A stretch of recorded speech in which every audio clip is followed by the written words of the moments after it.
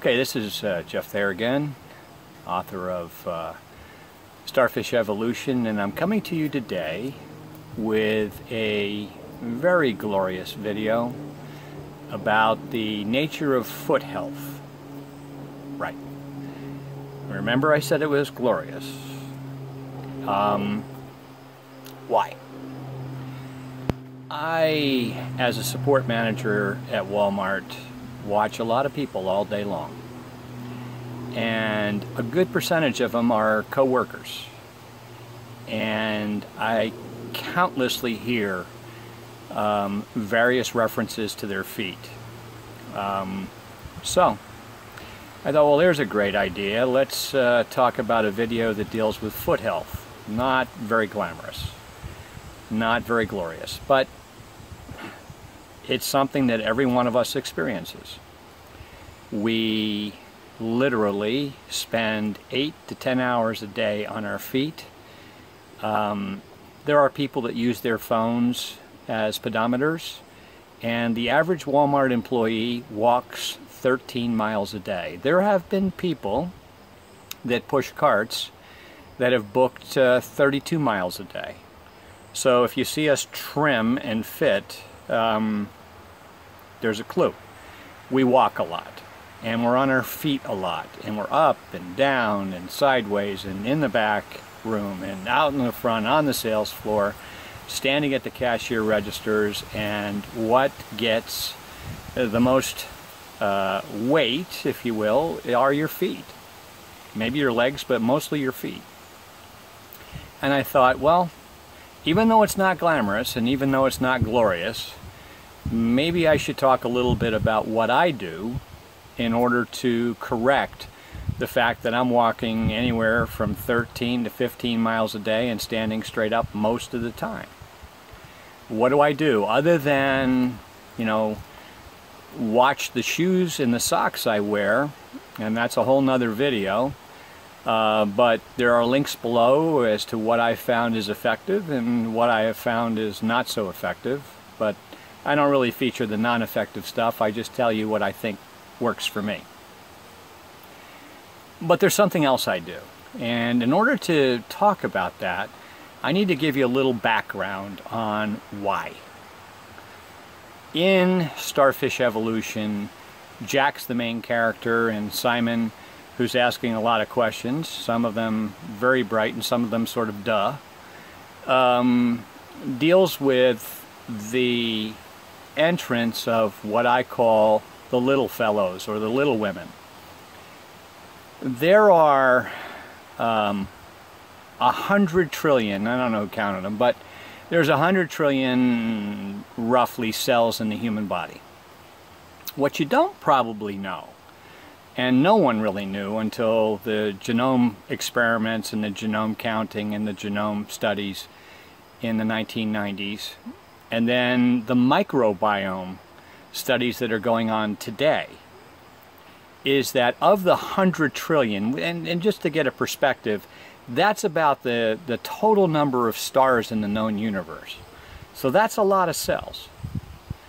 The surprising thing is that of the 100 trillion, only 10% are you. I want you to drink that in.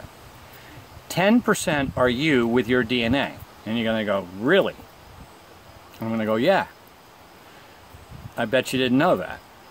And so your next question, which is obviously everyone's question, is what the heck is the rest? Well, the rest is bacteria, yeast, mold, and a variety of other little critters, little fellows, little gals, that have a DNA that is not yours. Right. And you go, are all of them bad? And the answer is some are, they're pathogenic, and a lot of them aren't. Now, the one I want to focus on today, which plays a major role in StarFish evolution, is the archaea.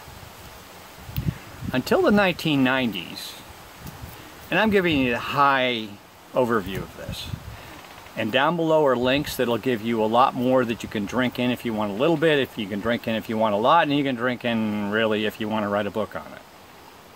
because I'm thinking about it. It's that significant. But these little fellas, little gals that we call archaea, and the word archaea, its etymology is the ancients, the ancient ones. They've been around here for 250 billion plus years, or more. And I don't know who decided that, but the studies of deep ice drilling and a variety of other ways of studying it, deep rock drilling, we know they've been here for a long, long time, a lot longer than human beings. And we also know that they are ultimately a source of our ancestry. It's what connects us. And the key takeaway on this is we need to be good hosts to these archaea. Because if there is a fullback on the team that clears out the field, the archaea are front and center. They communicate with one another, they communicate through our gut, and there's lots of ways to enter them into our system or re-enter them into our system. And what you have to stop back and think about is, well, if they came with me on my journey into the planet, have I compromised them during my journey on the planet? And the answer is, in most of our lives, particularly Western lives, which is all of us, and maybe others, yes, we have. We've compromised them with diet. We've compromised them with a variety of different things that threaten them. And I'm not going to go into in great detail that. I mean, you can read some of the links below and make up your own mind about how you compromise them. But at the end of the day, what you don't want to do is compromise the archaea. They're your best friend. I mean, beyond a shadow of a doubt, they're your best friend.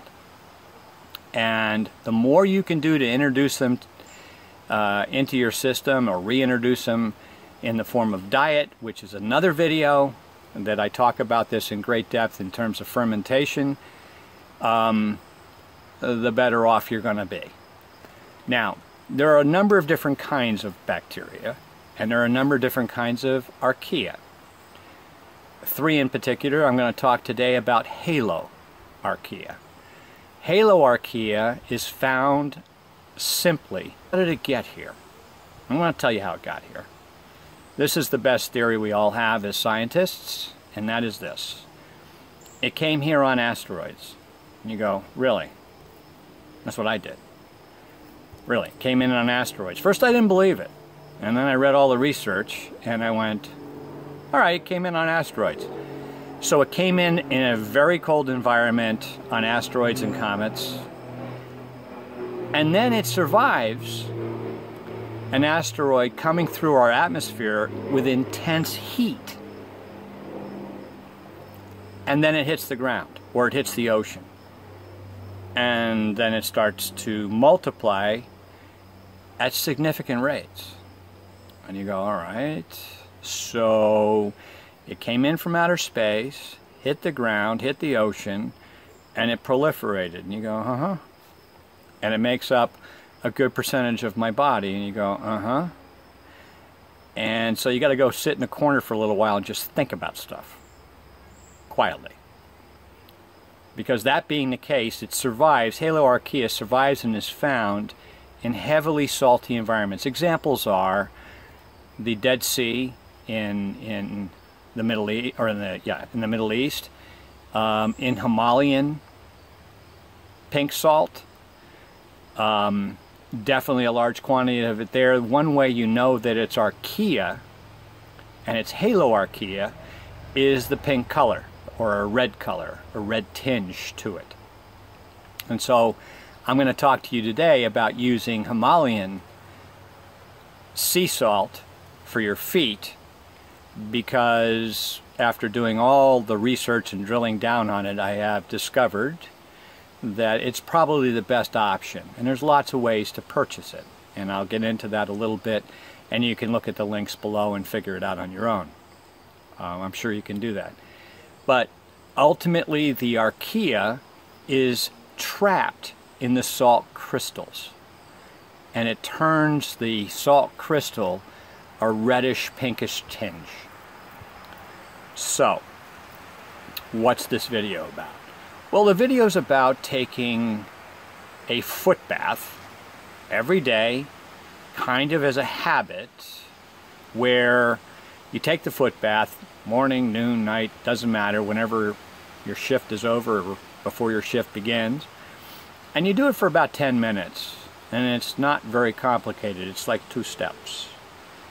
You acquire the sea salt, Himalayan sea salt. You put it in a bucket, not very complicated, and here's the really complicated part. You put your feet in it, and you soak them for 10-15 minutes. Now what's it do? Well, my experience, and yours may be different, but my experience is that when you do that, you feel like you've had an energy boost because somehow the archaea gets absorbed by your feet. And if you're suffering from toenail issues, fungus issues, a variety of things that you just haven't been able to deal with, I find that, and my experience has been, that it's been incredibly effective. And it introduces the archaea through your feet, which is close to where your bloodstream is, and it introduces the archaea back into your system, and then it multiplies once it's in your system, just like any other cell. These cells are unique, and there's some links below that explain to you why they're unique, different than your cells, and why the DNA is different from the archaea and your own DNA. There's a lot of research on this, more than you can possibly consume in a week or 2.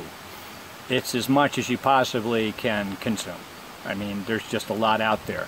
And it's being investigated now much more thoroughly by the scientific community in the microbiome research that continues on gut health, which is another video that we deal with fermentation of vegetables, cabbage in particular, and how Haloarchaea plays a role in that.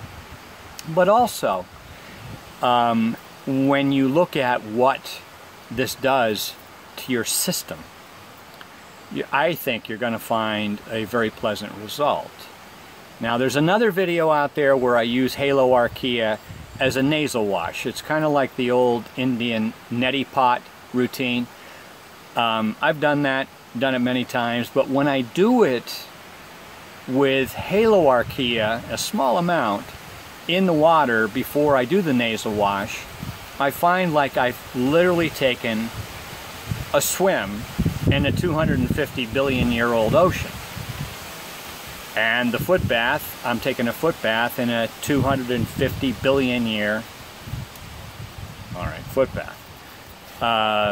If you want, I'm walking in the ocean. Now, yes, it is in the ocean, but not in the concentrations that exist when you take 1 to 2, maybe 3 pinches of Himalayan sea salt and put it in a foot bath.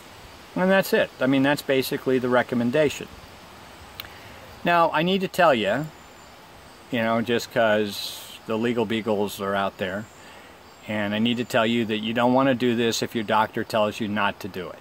So before you do it, if you have salt tolerance issues, you have high blood pressure, whatever, have your doctor watch the video, do their research, and then recommend it to you one way or the other. Don't do this if you've got high blood pressure without consulting with your doctor or any other issue. I want to make certain that you understand me here. Not that I think it's wrong or bad, but you need to consult with your own physician before you do anything like this. I certainly don't want you to be harmed by anything that I may say on these videos. So consult with your own physician first. And if they say, yeah, there's nothing wrong with a salt foot bath, Himalayan pink salt foot bath for you, then, consider it on your own and make your own mind up. So what I'm going to do is I'm going to cut the video here where you're seeing me, and I'm just going to narrate what I do as you watch the foot bath, and it's not very complicated. So I'll be back in a minute and I will narrate it as I change the camera angle, and we'll wrap it up.